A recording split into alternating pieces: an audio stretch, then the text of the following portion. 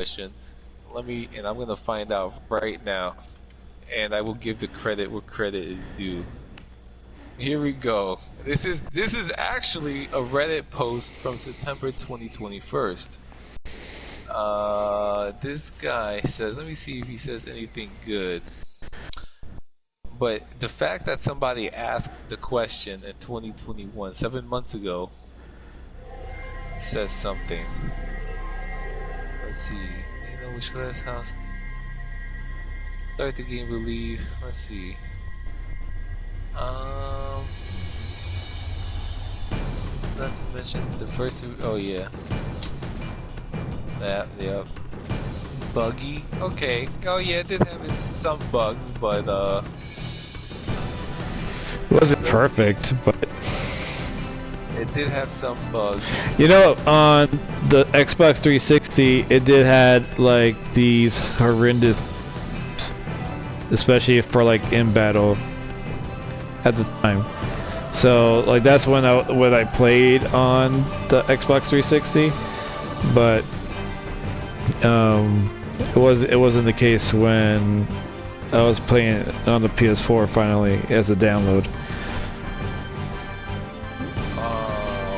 Okay, this person deleted, so they said it was unofficially a game of the Saga sub-series. I don't know if there's any relevance or truth to that, but that is, let's see. I mean, it makes a lot of sense because of their level up system. Yeah, they said, I don't want to say, it was alright. Now, on one thing I gotta disagree with this person. Yeah, they said shallow characters. I wouldn't say they were that shallow. I think there were some characters, but he did say over complicated mechanics.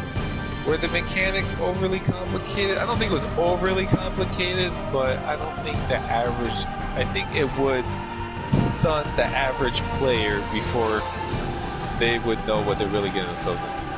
Yeah, it's definitely a learning curve because, to be fair, with this game, it's not one of those games where, like I said, your character learns either the mystic arts in the game or it can learn combat arts, right? And in the game, earlier in the game, you get a general idea of what your character is going to be doing, because a lot of stuff that you see in the game, it's repetitive, right?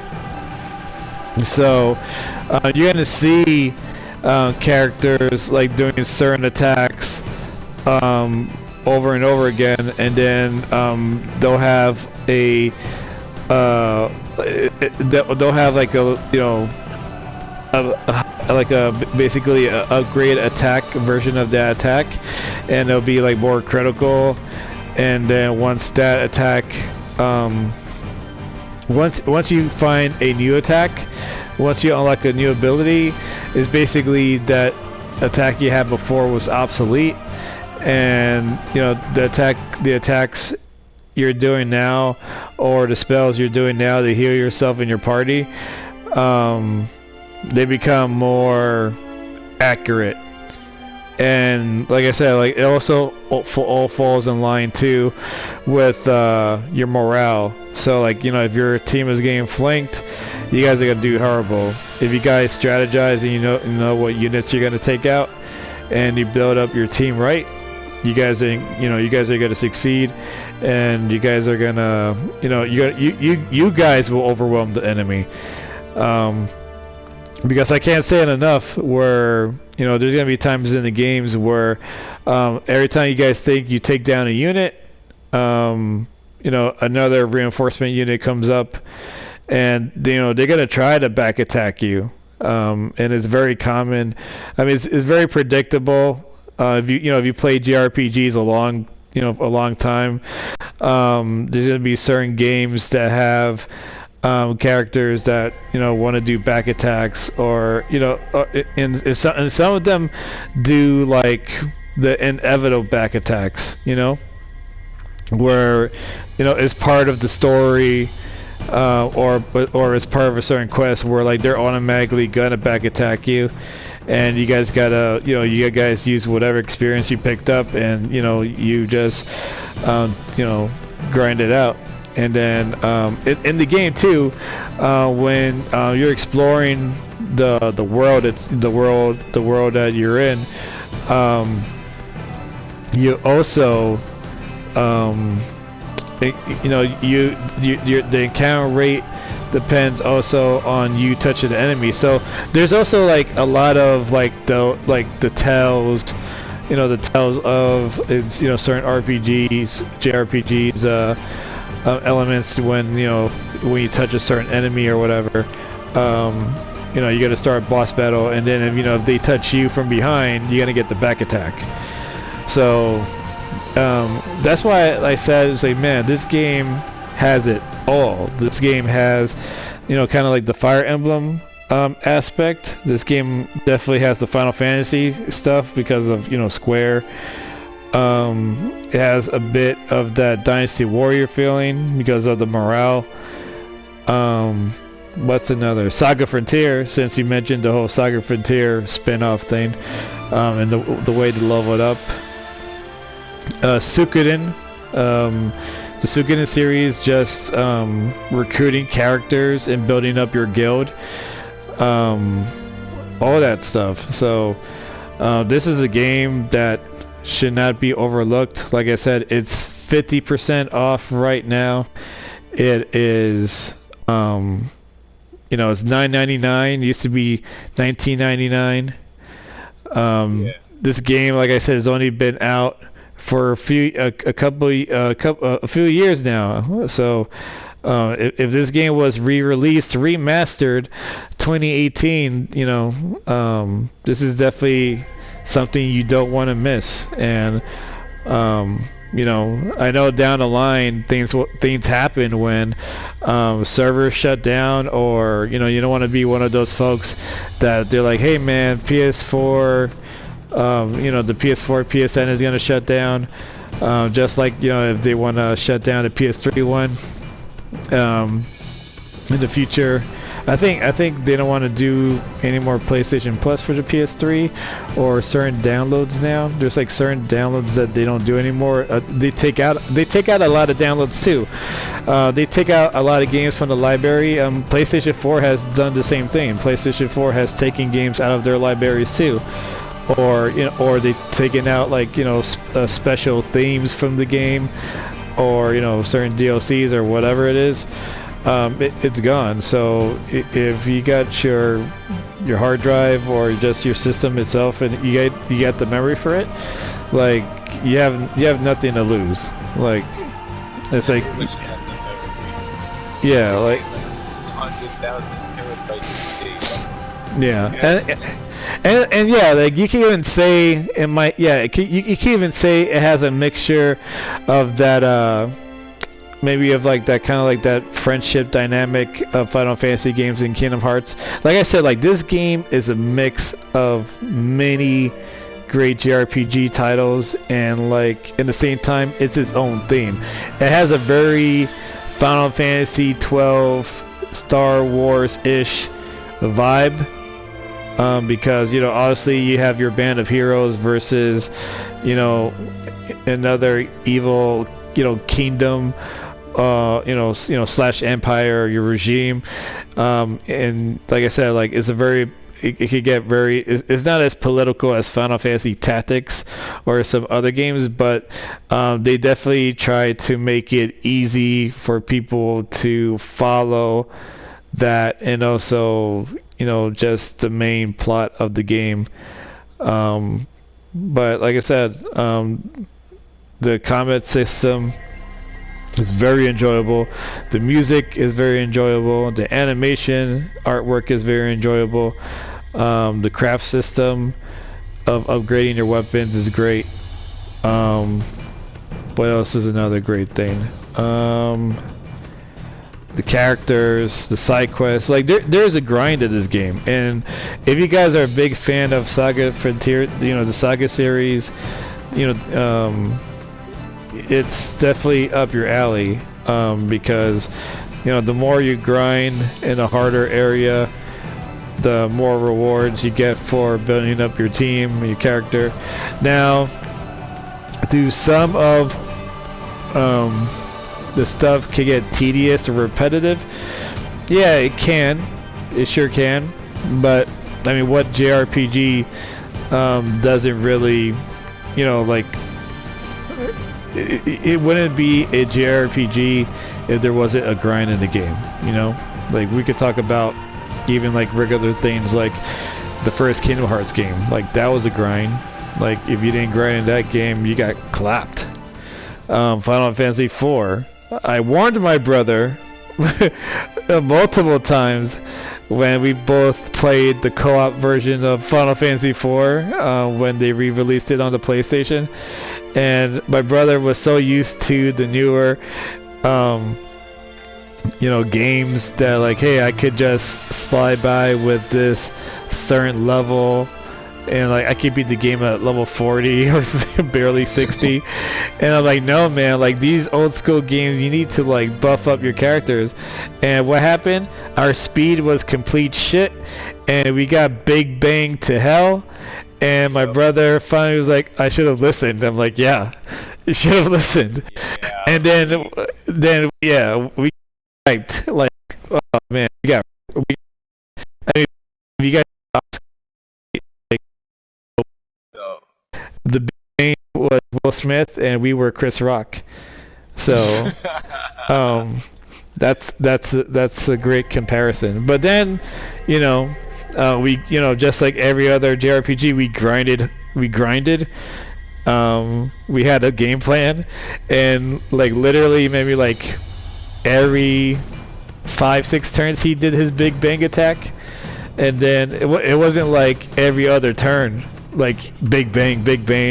We try to heal each other, try to phoenix down each other, and like it's game over. And then, you know, once we overcame our obstacle, like we did our thing, man, and it was a great thing. But this game, you know, I wished this game had co-op. If there, you know, there's certain JRPGs that deserve a co-op like system. Like I said, me and my brother played Final Fantasy IV co-op when that was a re-release on PlayStation 1. We loved playing co-op on Final Fantasy IX back in the day.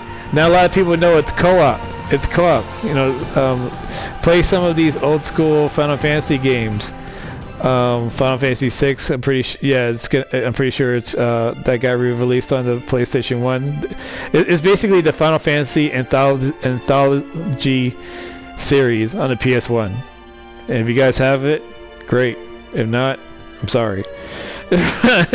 But those games, Final Fantasy 4, 5, 6, they're all co-op, and for whatever reason, Final Fantasy 9 miraculously was a co-op. We played a co-op game on that, and we had so much fun. Like we had so much fun building our characters, and you know, just up to the point where it was broken. It was unfair. like Fog drop. Yeah, fog drop. Believe in the fog drop, and Frog drop. All about the frog drop. Catch all those frogs, drop that fog drop. I promise you that boss will die in 3 turns. Oh yeah. Like if you want to wipe out that last boss, oh boy, easy. But anyway. Not only the last boss, the secret boss. Yeah, last boss and the secret boss. Yeah. Yeah, but I still don't like the fact that he casts Doomsday on you. But yeah, not fun. But I mean, we even exploited that. Like I remember, like there was like the exploit to beat Zombie or whatever his name is. Yeah. the big sun like Oh, that big planet. Yeah. What was it? The big tie-dye. wait. Yeah, the giant paperweight, tie-dye paperweight, whatever. It's a tie-dye paperweight. That guy. Hate that guy. Everyone hated him. It's like, you know, but we exploited it just like every other boss in any other game. Every game has an exploit. But like I said, like, you know, last Remnant with our main character Rush, like my brother said, just you better rush and get this game because it's a doozy. And I guarantee you, man, like if you like games like Chrono Cross, Radiata Stories, Suikoden, you know, if you're a person that loves to collect characters and build characters, man, this is your game. This is your game. What are your final thoughts? You know what? They always do giveaways. I feel like I should give someone $10. We're not there yet. No. No, we're not there yet. Like we're not like the bougie other you know, creators that say, yo, leave a like and a subscribe and a bell and notification and leave a comment below. You have a chance of winning a PS5 after this video. I'm like, no. Yeah. Oh, No, man. just no. Come on, man. Like I'm happy that I just finally got my PS5.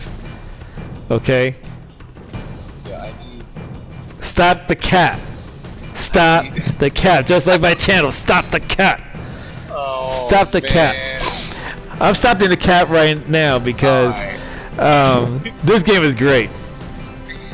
So, I mean, no pun intended. Like I said, since you're here, guys, if you see this video, if you love video games, love JRPGs, Last Remnant is for you. Like I said, it's $9.99 right now. If you've seen this video, please like, subscribe, notification. Me and my brother, we're gonna try to do.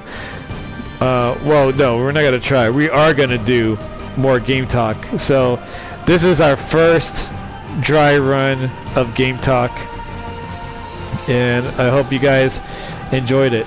Can you tell me at least one last thing about the game that you like, or that, you know, made you enjoy this incredible experience?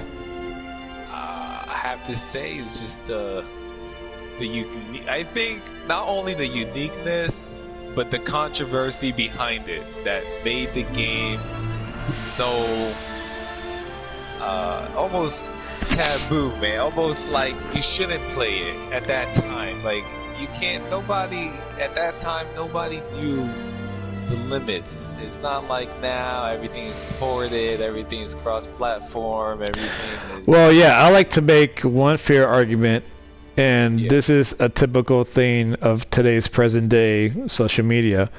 Advertisement. This thing was poorly advertised, rather, other than the worldwide release for like every system. If you see the original trailer for this video game, it tells you there's a worldwide release for every system. And Oh, then Lord. when the release happened, it was just Xbox 360. And then, like you know, I mean, yes, Square, out of all the days, of all the times you guys dropping the ball, like, this was the ball drop. Like, you know what, you know, like this was easily equivalent to LeBron James yelling at J.R. Smith, you know, during those finals versus the Warriors. It's like, give me the ball, man. What were you thinking? You know? Oh no! Don't go after the pipe. Don't go after the pipe. I know, man, but it had. Well, just look. Here's the thing. All's forgiven now. All's forgiven now. Right. Like this game coming, this game being re-released, remastered, is like you know, it's equivalent to LeBron winning in the bubble. You know, it was just what do you call it? What was it? It was just a great opportunity. You know, like it all fell into place. So, other than that, thank you, Square Enix, for re-releasing this masterpiece. Because, yeah, I mean, I believe many people out there deserve to play it. I can't wait. You know, I think the next game. What do you call it? What do you think is the next game we should cover, Jeff? The next game? Yes, we did a JRPG. I feel like, hey, I don't want to do another JRPG next time. Well, let's see. I mean, you were on the fence between this and Virtual Fighter series. Virtual Fighter is definitely that is something that we could throw in there because everybody's talking about Street Fighter 6, but you know, that's true. We could go the other direction. If we had to talk about a game that not only changed 3D fighting game and 2D fighting game like forever, it was Virtual Fighter. Like if it wasn't for Virtual Fighter, we wouldn't have Tekken, we wouldn't have Soul Calibur. You know, we wouldn't have you know, even like the 3D Mortal Kombat games. You know, Street Fighter EX. You know, like, you know what I mean? And I know like you have all these games that follow a certain formula. You know, even like Rival Schools, and like, you know, all these games have different formulas of, you know, fighting and 3D and everything. But like these guys were, the guys who developed Virtual Fighter were so, like, I felt like they had nothing to lose too. They're like, hey, we're gonna release this, you know, attempt this 3D fighter. They're all polygoned, and we're gonna do our best to you know, have them beat the crap out of each other with whatever martial arts they, you know, we could implement in the game. Yeah. And the fact that they were able to do this many fighting styles and you know, and all these different characters. You know what? Stop the cap. We're gonna do Virtual Fighter next for Game Talk. So episode 2, Game Talk. We're gonna do Virtual Fighter series. You know, most importantly, Virtual Fighter 5, the latest edition of Virtual Fighter 5, which is easily my favorite Virtual Fighter besides Virtual Fighter 2. But that's a talk for another day. Any last words? Oh no, I think we just about covered it. At least with the meantime. Well, special shout out to Square, JRPG gamers, and also rest in peace Scott Hall, the bad guy.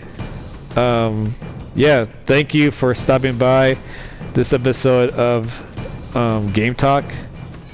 This is Stop Cappin', Swift Climax, aka Jeff. We'll see you next time. Peace.